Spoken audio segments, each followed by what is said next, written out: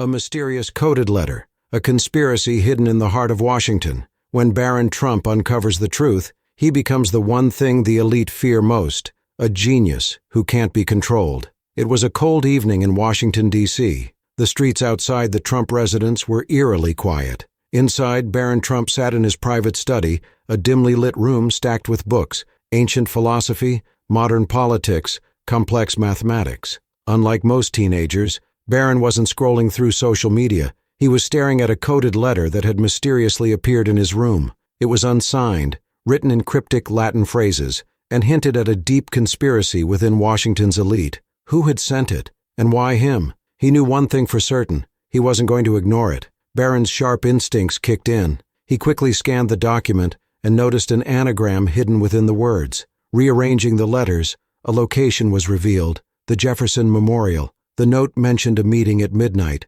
Curious but cautious, Barron knew the risks of stepping into the unknown. He grabbed a small recording device and slipped into the night, evading the ever-watchful eyes of the Secret Service. As he approached the memorial, a cloaked figure emerged from the shadows. "You're the only one smart enough to solve this," the stranger whispered. "They think you're just a kid, but they don't know what you're capable of." The man handed him a small USB drive and vanished into the darkness. Barron felt the weight of something massive unfolding before him. Back in his room, Barron plugged the USB into his secure laptop. The files contained confidential information, emails, secret meetings, financial transactions between high-ranking officials and powerful corporations. It was a cover-up of national proportions. His heart pounded. The implications were massive. If this got out, it could shake the very foundation of Washington, D.C. Suddenly, his screen flickered. Someone was trying to hack into his system. Barron shut the laptop and yanked out the USB.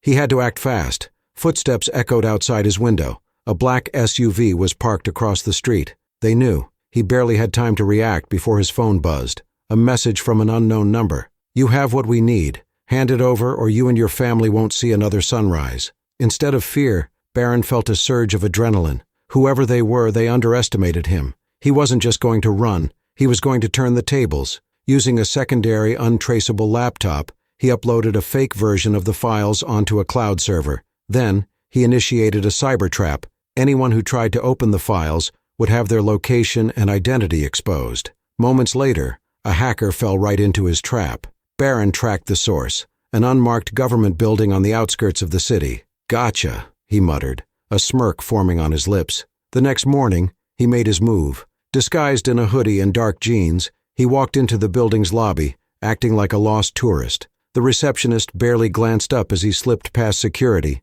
and made his way to the control room. There, in a glass-walled office, sat the man behind it all, a senator known for his clean image, but Barron now knew the truth. "Nice try, kid," the senator sneered, "but you don't have proof." Barron simply pulled out his phone and pressed play, a recording of the senator admitting to everything. The man's face turned pale. Within minutes, the FBI, whom Barron had secretly tipped off, stormed the building. Justice was served. Barron walked out of the building, head held high. He had just outsmarted some of the most powerful figures in Washington. And yet, no one would ever know. It was his secret victory. As he disappeared into the city, one thing was certain. This was just the beginning.